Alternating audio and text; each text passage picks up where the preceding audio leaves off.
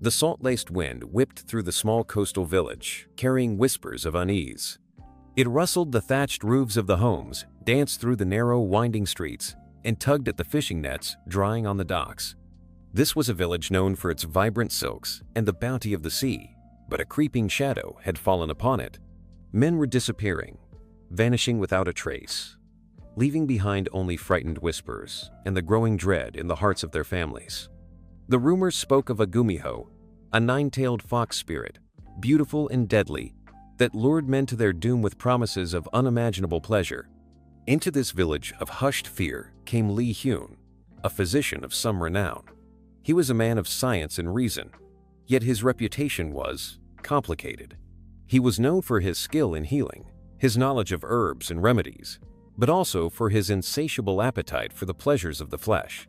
He considered the art of lovemaking a skill to be honed, a dance to be mastered, no less important than the mixing of potent medicines. He was handsome, with a roguish charm that often disarmed even the most wary. A faint scar at the corner of his eye, a souvenir from a particularly passionate encounter, only added to his allure. He had come to the village to treat a wealthy merchant, but the unsettling atmosphere and the whispered tales of the missing men intrigued him. He was a man who embraced life's experiences, both the bitter and the sweet, and the mystery of the Gumiho was a challenge he couldn't resist. As he settled into his temporary lodgings, the salty air seemed to hum with a hidden energy, a mixture of fear and something else, something alluring. He felt a prickle of anticipation, a familiar thrill that came with the pursuit of the unknown. Whether it be a rare herb or a hidden truth, he decided to stay a while to satisfy his curiosity. His inquiries, discreet at first, led him to the village's elder, a wizened woman named Sunyi. She was a mudang, a shaman, her small, solitary hut perched on the edge of the village, overlooking the turbulent sea. Her eyes, though clouded with age, held a spark of ancient knowledge, and her wrinkled hands moved with a surprising grace as she tended to her herbs and charms. "The disappearances," she said, her voice raspy like the rustling of dry leaves. "They are not the work of ordinary men. There is a darkness here, a creature of shadow and desire, a Gumiho." Lee Hyun, despite his scientific leanings, didn't dismiss her words. He had seen enough in his travels to know that the world held secrets beyond the grasp of reason. He pressed her for more information, his voice a low, persuasive murmur. "This Gumiho, is she truly so powerful?" Sunyi nodded, her gaze fixed on the swirling mists that clung to the coastline. "She is a creature of immense power, fueled by the yang energy of men. She lures them with her beauty, her promises of pleasure, and then she drains them, leaving them empty husks. And there is no way to stop her?" Sunyi hesitated, her eyes flickering with a strange mixture of fear and something else. "There are ways, old ways, but they are dangerous, and they require a certain kind of strength." She looked at him then, her gaze piercing, as if she were looking into his very soul. "A strength that not all men possess." Lee Hyun smiled, a slow, confident smile that had disarmed many a maiden. "I am not afraid of danger, elder.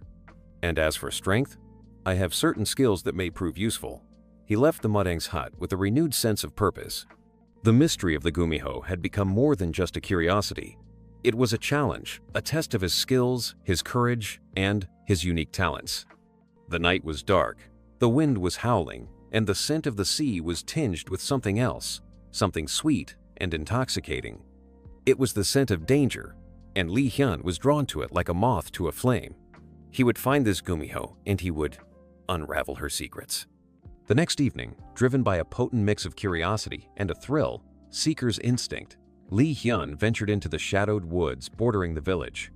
The rumors had painted this area as the Gumiho's hunting ground, a place where the veil between the mortal world and the spirit realm was thin. The air grew heavy, thick with the scent of pine and damp earth, and an unnatural stillness settled over the forest. The usual sounds of nocturnal creatures were muted, replaced by an eerie silence that prickled his skin. He moved with the practiced ease of a hunter, his senses heightened, alert to every rustle of leaves, every snap of a twig. He was not afraid, not exactly. He was a man who embraced life's experiences, and the prospect of encountering a legendary creature of seduction and death was, in its own way, exhilarating.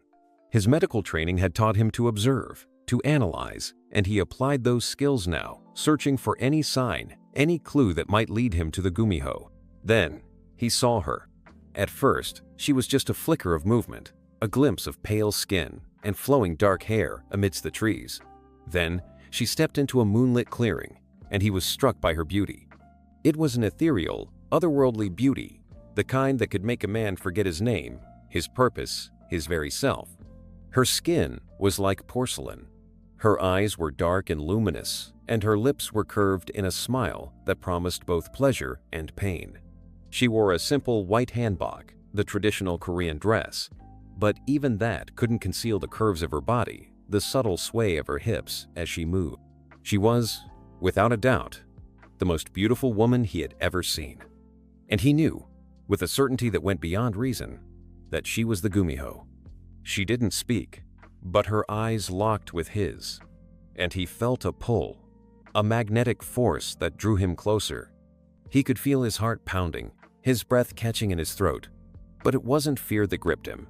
It was desire, raw and primal, a hunger that he had never experienced before. He took a step towards her, and then another, drawn by her silent invitation. He knew he was walking into danger, that she could be his death, but he couldn't stop himself. He was a man who lived for pleasure, and this woman, this creature, promised a pleasure beyond anything he could imagine. As he drew closer, he saw that her beauty was not flawless. There was a hint of sadness in her eyes, a flicker of something lost and broken. It was a fleeting glimpse, quickly masked by her alluring smile, but it was enough to make him pause. He was a physician, after all, trained to see beyond the surface, to diagnose the hidden ailments. He stopped a few feet away from her, his gaze unwavering. "You are the Gumiho," he said, his voice surprisingly steady. She tilted her head, her dark hair cascading over her shoulder. Her smile widened, revealing a hint of sharp teeth. "And you are the man who seeks me." "I am," he replied, "and I am not afraid." "Many men have said that," she purred, her voice like silk over steel. "And they are all gone." "I am not like other men," he said, his eyes raking over her body, taking in every detail. "I am a student of pleasure, and I believe you have much to teach me." Her eyes narrowed slightly, a flicker of surprise, perhaps even amusement, in their depths. "You are bold, physician, but boldness will not save you from me." "Perhaps not," he said, stepping closer still. "But perhaps I can save you." He reached out and touched her hand. Her skin was cool to the touch, like smooth marble, but he could feel a tremor run through her, a hint of vulnerability beneath her supernatural facade. He didn't pull away.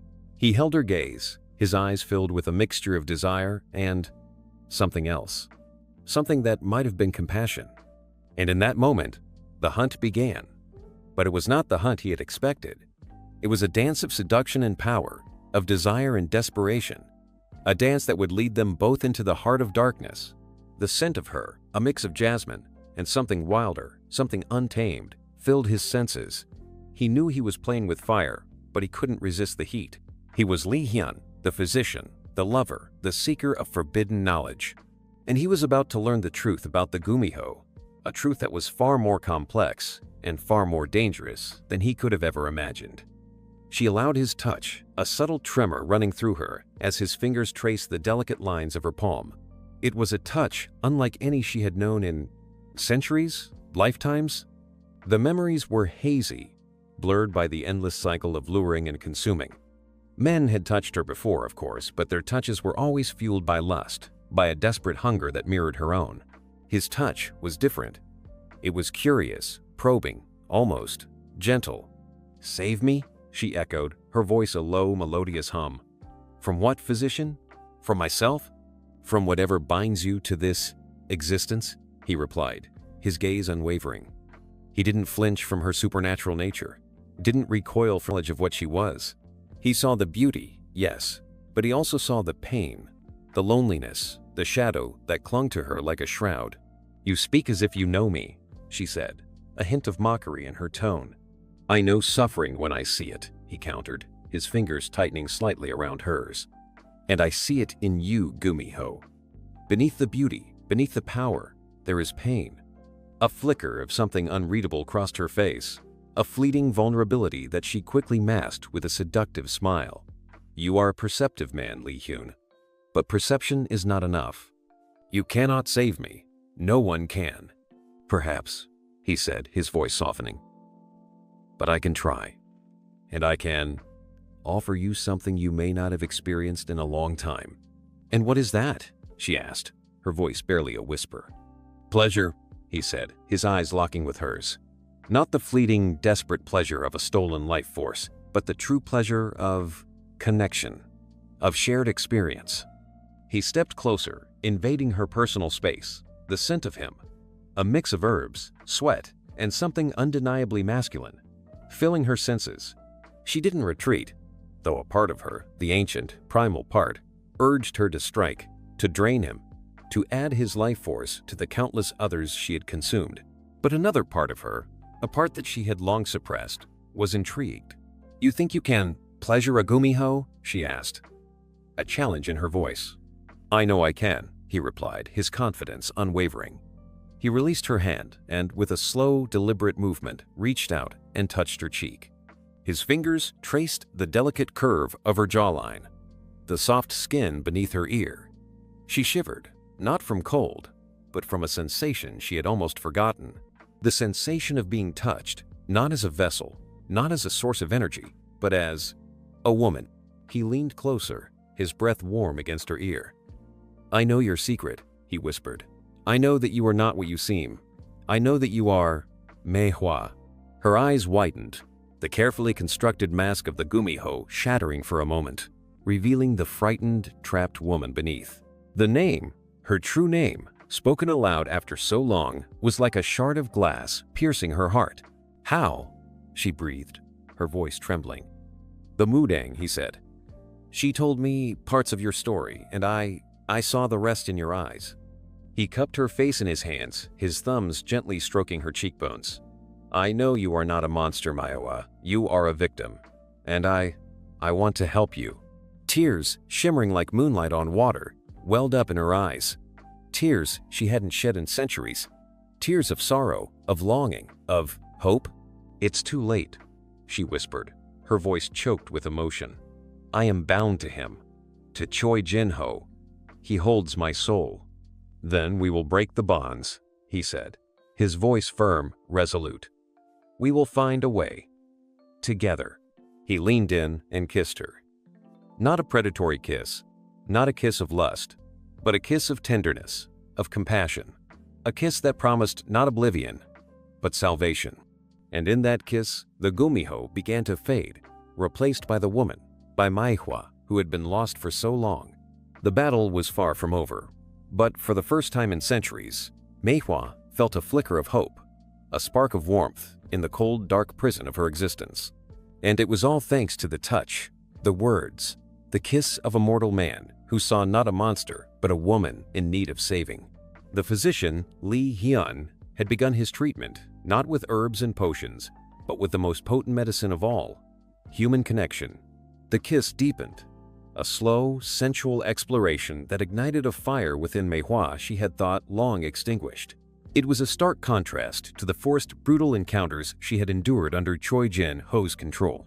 Lee Hyun's touch was gentle, his lips soft, yet there was an underlying intensity, a promise of passion that both thrilled and frightened her. She found herself responding, her own lips parting, her body instinctively arching towards his. He broke the kiss, his eyes searching hers, a question in their depths. He was giving her a choice, a freedom she hadn't known in what felt like an eternity. She nodded, a single tear tracing a path down her cheek, and he kissed her again, this time with a hunger that matched her own. He led her to a secluded clearing, bathed in the soft glow of the moon. The air was thick with the scent of night-blooming jasmine, a fragrance that mingled with the earthy scent of the forest floor. He spread his physician's cloak on the ground, creating a makeshift bed amidst the trees. What followed was not a mere act of physical release, but a carefully orchestrated symphony of touch, taste, and scent. Lee Hyun, the self-proclaimed master of pleasure, lived up to his reputation. He knew the secrets of the human body, the hidden pathways of arousal, the subtle language of desire. He used his hands, his lips, his tongue, with a skill that bordered on artistry. He started slowly, worshipping her body with his eyes, tracing the delicate curve of her neck, the slope of her shoulders, the swell of her breasts. He kissed every inch of her skin, his breath warm against her flesh, sending shivers down her spine. He whispered words of praise, of admiration, words that celebrated her beauty, her strength, her resilience. Meihua, accustomed to being used, to being a vessel for another's lust, found herself overwhelmed by the sheer tenderness of his touch. She had forgotten what it felt like to be desired, not for her power, not for her life force, but for herself. She had forgotten what it felt like to feel, to experience pleasure that was not tainted by pain and fear. As he moved lower, his lips tracing a path down her abdomen, she gasped, her fingers digging into his shoulders. He nipped playfully at her skin, eliciting a soft moan from her lips. He found the sensitive spot at the base of her spine, the place where her yang energy, the source of her power, was most concentrated. He lingered there, his tongue swirling, his fingers pressing, drawing forth a wave of intense sensation that made her arch her back and cry out his name. He entered her slowly, carefully, mindful of her long captivity, her vulnerability. He watched her face, his eyes filled with a tenderness that belied the raw passion that burned within him. He moved with a rhythm that was both ancient and instinctive, a dance of two bodies becoming one. For Meihua, it was a revelation. It was not just the physical pleasure, which was intense, almost overwhelming, but the emotional connection, the feeling of being seen, of being cherished, of being loved. It was a healing balm to her wounded soul, a release from the darkness that had held her captive for so long. She wrapped her legs around his waist, her body clinging to his, as if she were afraid he would disappear. She met his thrusts with a hunger of her own, her nails raking his back, her teeth nipping at his shoulder. She cried out his name, over and over, a litany of pleasure and release. He held her close, whispering words of comfort and encouragement, guiding her through the waves of sensation that washed over her. He felt her body tremble, her muscles clench, as she reached the peak of her pleasure. He held her tight, sharing in her release, his own body following hers into the abyss of ecstasy. They lay together, breathless, their bodies entwined, their hearts beating in unison.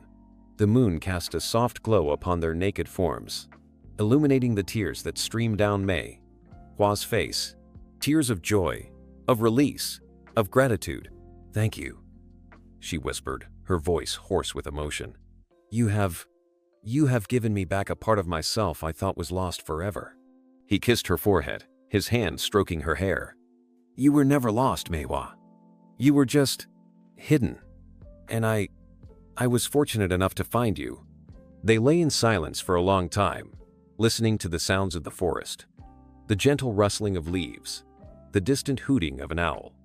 The fear, the darkness that had surrounded Meihua for so long seemed to have receded, replaced by a fragile sense of peace. She knew the battle was not over, that Choi Jin-ho still held a claim on her, but for the first time in centuries, she felt a glimmer of hope, and that hope was embodied in the man who lay beside her, the physician who had healed her not with herbs and potions, but with the power of human touch, of human connection, of human love. The fragile peace they found in each other's arms was shattered by a chilling wind that swept through the clearing. The moon, which had been shining so brightly, was suddenly obscured by dark clouds, casting the forest into an inky blackness. Meihua stiffened, her body tensing against Li Hyun's. "He knows," she whispered, her voice filled with dread. "Choi Jin-ho knows." Li Hyun sat up, his hand instinctively reaching for the small pouch of herbs he always carried with him. He had known this moment would come, that their idol would be broken. He was a physician, not a warrior, but he was not afraid.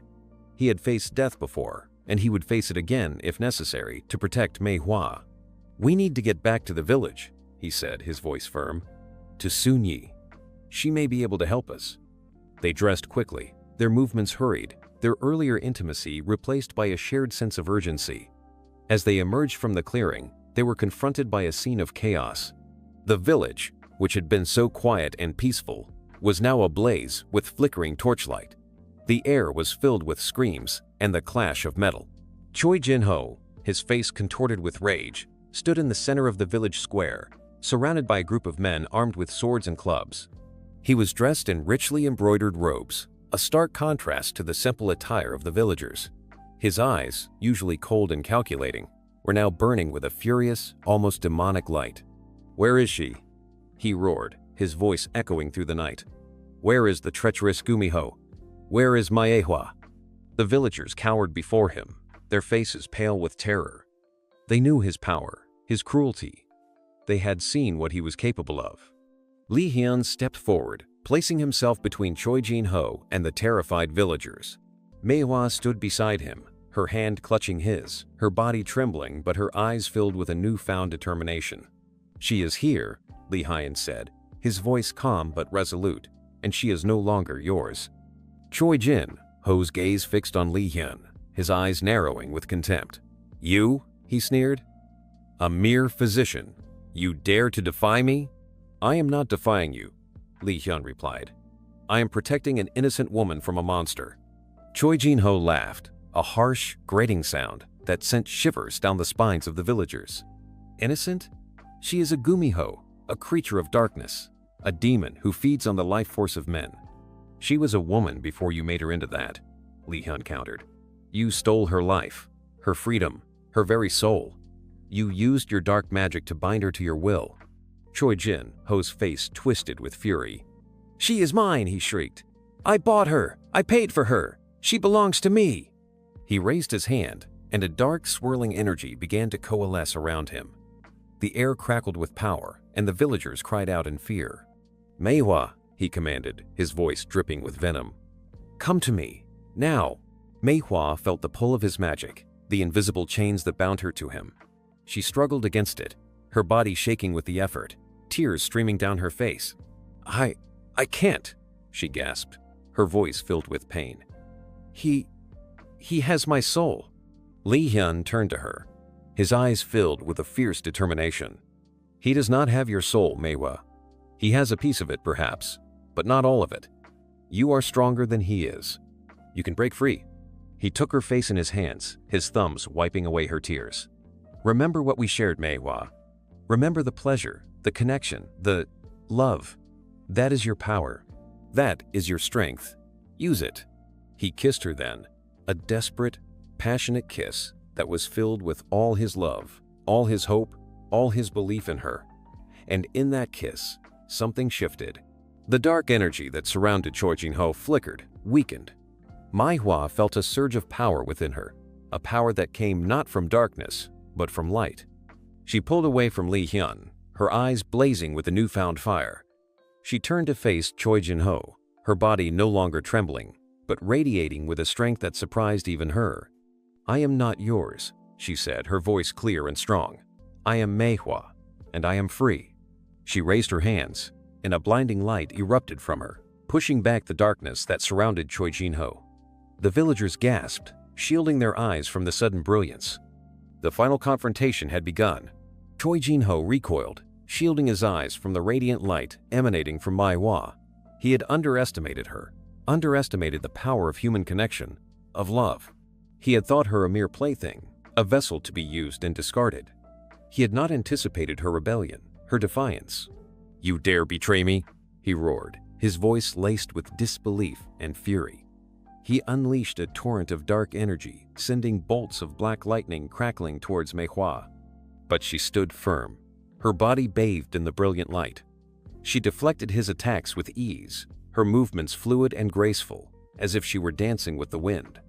The light that surrounded her was not just a defense, it was also a weapon. She focused it, channeling it into beams of pure energy that struck Choi Jin-ho with the force of a battering ram.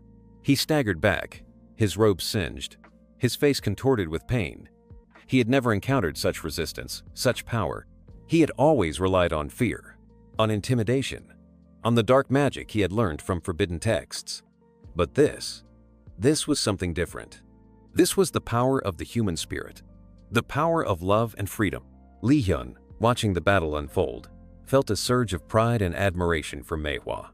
She was magnificent, a warrior goddess bathed in celestial light. He knew he had played a part in her transformation, but it was her own inner strength, her own courage, that had allowed her to break free from Choi Jin-ho's control. He also knew that the battle was not yet won. Choi Jin-ho was a powerful sorcerer, and he would not give up easily. He saw the Fu Ho gathering his strength, his body crackling with dark energy, preparing for a final desperate attack. Li Hyan moved quickly, stepping in front of Mai Hua, shielding her with his body. He knew he was no match for Choi Jin-ho's magic, but he would not stand idly by and watch her be harmed. He would gladly give his life to protect her. But before Choi Jin-ho could unleash his attack, a voice rang out, clear and strong, filled with ancient authority. Enough! It was Sun Yi, the village Mudang. She stood at the edge of the square, her frail body radiating a power that belied her age. She held a staff in her hand, carved with intricate symbols, and her eyes glowed with an otherworldly light. Choi Jin-ho turned to face her, his face a mask of hatred. "You interfere, old woman?" he snarled. "I am here to restore balance." "Soon," Yi replied, her voice calm but unwavering. "You have abused your power, Choi Jin-ho. You have preyed on the innocent. You have disturbed the natural order, and now you must pay the price." She raised her staff, and the symbols carved upon it began to glow. The air shimmered, and a powerful force emanated from her, pushing back Choi Jin-ho's dark energy. He tried to resist, to fight back, but it was useless. Soon, Yi's power was too great. He was lifted into the air, his body writhing in agony, as the Mudang's magic stripped him of his ill-gotten power. The villagers watched in awe and fear as the man who had terrorized them for so long was finally brought to justice. They had thought him invincible, but they had been wrong. The power of darkness, no matter how strong, could not withstand the power of light, the power of justice, the power of love. Finally, with a piercing scream, Choi Jin-ho's body collapsed to the ground, his power extinguished, his life force drained. He was nothing more than an empty husk, a reminder of the consequences of greed, cruelty, and the abuse of power. Sun Yi lowered her staff, the glow fading from its symbols. She turned to Mai Hua, her eyes filled with compassion. "You are free, child," she said, her voice gentle. "The bonds are broken. You are no longer bound to him." Mai Hua, exhausted but triumphant, looked at Li Hyun, her eyes filled with gratitude and love. She had been saved, not just from Choi Jin-ho, but from the darkness that had consumed her for so long. Li Hyan took her hand, his touch reassuring, his presence a source of strength. They had faced the darkness together, and they had emerged victorious. The villagers, initially fearful, now erupted in cheers, their faces illuminated by the rising sun.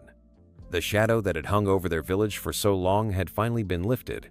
Danbi, Mai Hua's younger sister, rushed to them, embracing Mai Hua with tears of relief and joy.